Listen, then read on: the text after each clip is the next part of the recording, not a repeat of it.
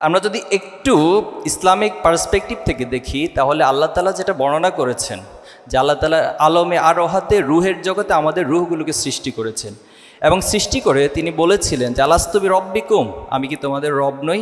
তখন আমরা সকলে সেখানে বলেছিলাম যে বালা, অবশ্যই আপনি আমাদের রব। আমরা আল্লাহকে রব হিসেবে স্বীকৃতি দিয়েছি। এখন রব হিসেবে যখন স্বীকৃতি দিচ্ছি তার বিপরীত পাশে যে শব্দটা সেটা হচ্ছে আবদ বা গোলাম, অর্থাৎ গোলামিত্ব, আত্মসমর্পণকারী। যেটা আমরা যদি মুসলিম বলি, মুসলিম মানে হচ্ছে আত্মসমর্পণকারী। আসলামতু লিরব্বিল আলামিন, আমি আমার রবের কাছে আত্মসমর্পণ করলাম। এখন আরেকটা কোশ্চেন আপনাদেরকে করি, সেটা হলো যে এই পৃথিবীতে কি আমরা নিজের ইচ্ছায় এসেছি নাকি অন্য কারো ইচ্ছায় এসেছি? বলুন, নিজের ইচ্ছায় কে কে আসছেন এই দুনিয়াতে? আচ্ছা, বিষয়টা খুব কমপ্লেক্স মনে হয় না? আমরা কেউই আসলে নিজের ইচ্ছে পৃথিবীতে আসি নাই। তাহলে কার ইচ্ছে আসলাম এই পৃথিবীতে? সন্দেহ আছে? সন্দেহ নাই। তাহলে আল্লাহ তাআলার ইচ্ছা যদি আমরা পৃথিবীতে এসে থাকি তাহলে আল্লাহ তাআলার একটা উদ্দেশ্য আছে কি নেই? আছে। এখন এই উদ্দেশ্যটা কে বলতে পারবেন যে আসলে আল্লাহ আমাদেরকে কেন পাঠাইছেন দুনিয়ায়? হ্যাঁ, শুনি একজন। একমাত্র তার ইবাদত করার জন্য। আর কেউ বলবেন? পরীক্ষার জন্য।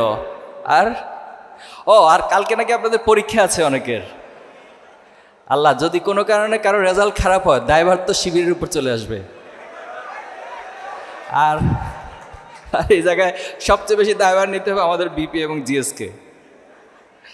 তো ঠিক আছে, আমি সংক্ষেপে শেষ করছি। তাহলে দেখুন, আল্লাহ তাআলা যদি তার ইচ্ছে আমাদেরকে পাঠিয়ে থাকে, নিঃসন্দেহে পৃথিবীতে আমরা যত ইনভেনশন আছে, যত আবিষ্কার দেখি, প্রত্যেক আবিষ্কারক যাই তৈরি করে না কেন সেটার একটা উদ্দেশ্য অবশ্যই থাকে। তাহলে আল্লাহ তাআলার অনেকগুলো উদ্দেশ্যের মধ্যে আমরা বেসিক কয়েকটা উদ্দেশ্য দেখতে পারি যে আল্লাহ তাআলা যেটা কোরআনে বলেছেন, ওয়ামা খলাকতুল জিন্না ওয়াল ইনসা ইল্লা লিয়াবুদুন, আমি মানুষ এবং জিনকে সৃষ্টি করেছি শুধুমাত্র আমার ইবাদত করার জন্য, আমার গোলামি করার জন্য। এখন এই ইবাদতের সংজ্ঞা অনেক ব্যাপ্তিময় একটা বিষয়, অনেক বড় একটা বিষয়। এটাকে যদি আমরা এক লাইনে নিয়ে আসি, সেটাও কোরআনে আল্লাহ তাআলা বলছে, মা আতাকুমুর রাসূল ফাখুযু ওয়া মা নাহাকুম আনহু ফান্তাহু, রাসূল তোমাদের কাছে যা উপস্থাপন করছে সেটা তোমরা গ্রহণ করো, আর রাসূল তোমাদেরকে যে কাজগুলো থেকে নিষেধ করেছেন সেটা থেকে তোমরা বিরত থাকো। এখন দেখুন, আমরা যদি আল্লাহর গোলামি করি তাহলে এটা উপকারটা কার? আল্লাহর না আমাদের? আমাদের। আর আমরা যদি আল্লাহর গোলামি না করি তাহলে ক্ষতিটা কার? আমাদের। এক্ষেত্রে সূরা রহমান একটা আয়াত আল্লাহ তাআলা বলছেন যে ইয়া মা'শারাল জিন্নি ওয়াল ইনস ইন ইসতাতা'তুম আন তানফুযু মিন আখতারিস সামাওয়াতি ওয়াল আরদ ফানফুযু লা তানফুযুনা ইল্লা বিসুলতান, যে হে মানুষ এবং জিন জাতি, তোমাকে সৃষ্টি করা হয়েছে আমার গোলামি করার জন্য। এখন আমার এই পৃথিবীর ব্যবস্থাপনা, আমার এই সিস্টেম, আমি তোমাকে যে ম্যানুয়াল দিচ্ছি, যে নির্দেশনা দিচ্ছি, সেটা যদি তোমার ভালো না লাগে ফানফুযু, তুমি বের হয়ে যাও। এরপর আল্লাহ বলছে লা তানফুযুনা ইল্লা বিসুলতান, তুমি বের হয়ে কোথায় যাবা? এই পৃথিবীতে যদি আপনাকে ঢাকা বিশ্ববিদ্যালয় থেকে বের করে দেয়, আপনার তো চিটং গিয়ে ভর্তি হবেন, চিটং থেকে বের করে দিয়ে রাজশাহী ভর্তি হবেন, বাংলাদেশ থেকে বের করে দিলে ইন্ডিয়া অথবা অন্য কোথাও যাবেন। কিন্তু আল্লাহর রাজত্ব থেকে বের হয়ে কোথায় যাবেন? পৃথিবী থেকে ছেড়ে দিয়ে যদি আপনি চাঁদে যান, চাঁদটা কার? সন্দেহ আছে? আপনি মঙ্গল গ্রহে বলবেন যে আমি মঙ্গল গ্রহে চলে যাব, এই ব্যবসা বাণিজ্য ভালো লাগে না, এত উদ্যোক্তা, এগুলো সব বাদ, এত পড়াশোনা। মাঝখানে আপনারা ডাকসু ইলেকশনের সময় সম্ভবত সাদিক ক্যাম্প ব্যাগে একদম বলতেছেন যে বিজনেস স্টাডি, এত পড়াশোনা একটু কমানোর সুযোগ আছে কিনা, ভিডিওটা দেখছিলাম আমি। তো এ জাতীয় কিছু বিষয়, তো সব কিছু ছেড়ে দিয়ে যদি আপনি মঙ্গল গ্রহে চলে যান, সেই মঙ্গল গ্রহটা কার? নিঃসন্দেহে আল্লাহর। তাহলে লিল্লাহি মুলকুস সামাওয়াতি ওয়াল আরদ, আসমান ও জমিনে যা কিছু আছে সব কিছু আল্লাহ তাআলার জন্য। তাহলে এখন আমরা যে আল্লাহর গোলামের জন্য সৃষ্টি করা হয়েছে, এই গোলামির যে নির্দেশনা, এটা আপনাকে কোরআন থেকে নিতে হবে, আল্লাহ রাসূলের সুন্নাহ থেকে নিতে হবে। যালিকাল কিতাবু লা রাইবা ফিহি, সেই কোরআন থেকে আপনাকে পড়তে হবে। একটু জানতে চাই, আপনাদের নিজেদের কাছে কোরআন সংরক্ষিত আছে কার কার? একটা কোরআন অর্থ সহ হোক অথবা অর্থ ছাড়া হোক, ইংলিশ হোক, ম্যাক্সিমামের কাছে আছে। ধন্যবাদ আপনাদেরকে। যাদের কাছে নাই, আমি ফরাদ ভাইকে অনুরোধ করব একটু যাদের কাছে নেই পৌঁছানোর ব্যবস্থা করবো ইনশাআল্লাহ। এখন আসেন, আমি সেকেন্ড যে বিষয়টা আপনাদেরকে বলতে চাই যে আপনারা তো দুনিয়ার অনেক ব্যবসার কথা আজকে আলোচনা হয়েছে, আমরা কোরআনের একটা আয়াতকে যদি একটু সামনে রাখি, আল্লাহ তাআলা নিজে আমাদেরকে একটা ব্যবসায়ের অফার করছেন। সূরা সফের 10 নম্বর আয়াত, ইয়া আইয়ুহাল্লাযীনা আমানু হাল আদুল্লুকুম আলা তিজারা। তিজারা মানে হচ্ছে বিজনেস, চুক্তি, এটা আদান প্রদান হবে কোনো কিছুর। এখন এটার কাজ কি? এটার কাজ হচ্ছে তুনজিকুম মিন আযাবিন আলীম, তোমাদেরকে জাহান্নামের কঠিন আযাব থেকে এই ব্যবসাটা মুক্তি দিবে। এখন তোমাদের করণীয় কি? এই ব্যবসার জন্য করণীয় কি? করণীয় হচ্ছে তুমিনুনা বিল্লাহি ওয়া রাসূলিহি ওয়া তুজাহিদুনা ফি সাবিলিল্লাহি বিআমওয়ালিকুম ওয়া আনফুসিকুম। তোমরা আল্লাহর রাস্তায় সর্বাত্মক প্রচেষ্টা চালাবা আল্লাহর এই জমিনে আল্লাহর দ্বীনকে প্রতিষ্ঠা করার জন্য, আল্লাহর হুকুমকে প্রতিষ্ঠা করার জন্য। আকিমুদ্দিন, আল্লাহ আমাদেরকে বলছে যে তোমরা দ্বীনকে প্রতিষ্ঠা করো। কেন দ্বীনকে প্রতিষ্ঠা করতে হবে? আমরা দেখেছি পৃথিবীতে যত মানবীয় মতবাদ এসেছে তারা একটা গোলক ধাঁধা নিয়ে পৃথিবীবাসীর কাছে উপস্থাপিত হয়। এরপর দেখা যাচ্ছে তাদের হাত ধরে সেই গোলক ধাঁধার মতবাদ তারাই আবার নষ্ট করে, তারাই ভঙ্গ করে, তারা আবার নতুন আরেকটা মতবাদ নিয়ে আসে। তারা বলে যে আগে যা ছিল সব ভুল ছিল, নতুন করে আরেকটা মতবাদ দিয়ে আসা হয়। এরপরে পৃথিবীতে যদি আজকে দেখি যে পশ্চিমা যে সভ্যতা, তারা আমাদেরকে সভ্যতা শিখায়, তারা আমাদেরকে জ্ঞান বিজ্ঞানের উৎকর্ষতা শিখায়, তারা আমাদেরকে মানবতার সকল সবকগুলো এসে আমাদেরকে দেয়। হিউজ পরিমাণ মানবাধিকার সংগঠন তারা তৈরি করেছে। অথচ আমরা চাক্ষুষ দেখছি যে পৃথিবীতে মানবাধিকার যদি লঙ্ঘন হয় সবচেয়ে বেশি তাদের হাত ধরে হচ্ছে। আজকে যদি ফিলিস্তিনের দিকে তাকান, এই ফিলিস্তিনে নির্মম যে হত্যাকাণ্ড হচ্ছে এর জন্য কারা দায়ী?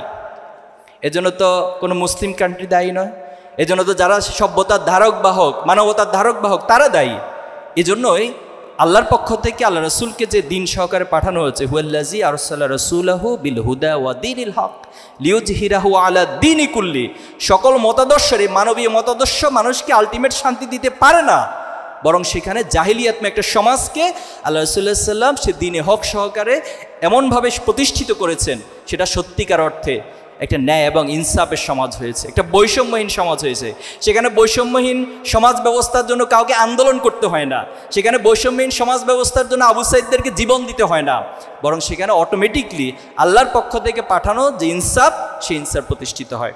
এখন আসেন, আমরা যদি এই ব্যবসা করতে চাই তাহলে আমাদেরকে আল্লাহর প্রতি ঈমান আনয়ন করতে হবে এবং সর্বাত্মক প্রচেষ্টা চালাতে হবে। আর এর মধ্যে আল্লাহ তাআলার পক্ষ থেকে ঘোষণা হচ্ছে আল্লাহ আমাদেরকে জাহান্নাম থেকে মুক্তি দিবেন। আমরা জাহান্নাম থেকে মুক্তি চাই, জান্নাতে যেতে চাই।